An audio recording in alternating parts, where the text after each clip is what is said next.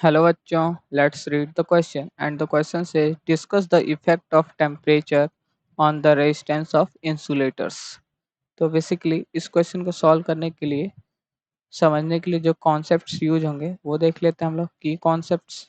उसमें जो पहला पॉइंट है हम लोग जानते हैं आर इज इक्वल टू होता है R naught one plus alpha delta T, जहाँ पे अल्फा है वो टेम्परेचर कोफिशिएंट है, जो डेल्टा टी है वो चेंज इन टेम्परेचर है।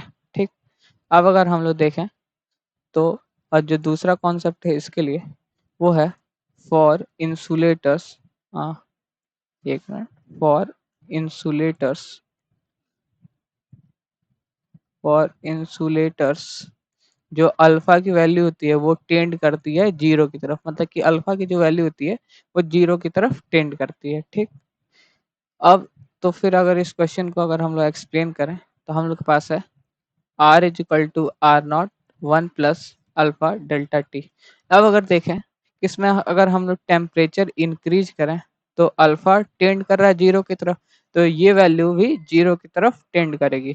अब वन में एकदम जीरो की तरफ टेंड करने वाली वैल्यू को अगर ऐड करें तो वो वन के ही इक्वल होगा, और जब आर नॉट में वन का मल्टीप्लाई करेंगे तो वो आर नॉट ही जाएगा। तो मतलब कि इसमें क्या होगा कि रेजिस्टेंस का मतलब कि no change, no effect of temperature in resistance. तो इसको ऐसे लिख सकते हैं, अगर हम लोग टेम्परेचर इंक्रीज या डिक्रीज करें, अल्फा जो है वो टेंड टू जीरो है तो इसको जीरो के इक्वल मतलब जीरो की तरफ टेंड करा देगा। अब वन में जीरो की तरफ टेंड करने वाली वैल्यू को ऐड करेंगे तो वन ही हो जाएगा, और आर नॉट का मल्टीप्लाई करेंगे वन में तो वो सेम ही रहेगा।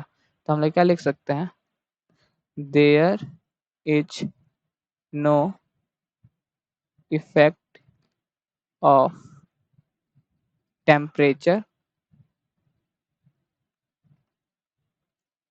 on temperature on the resistance of insulators। ठीक, हम लोग को यही एक्सप्लेन करना था। Hope you understand it well. All the best, thank you.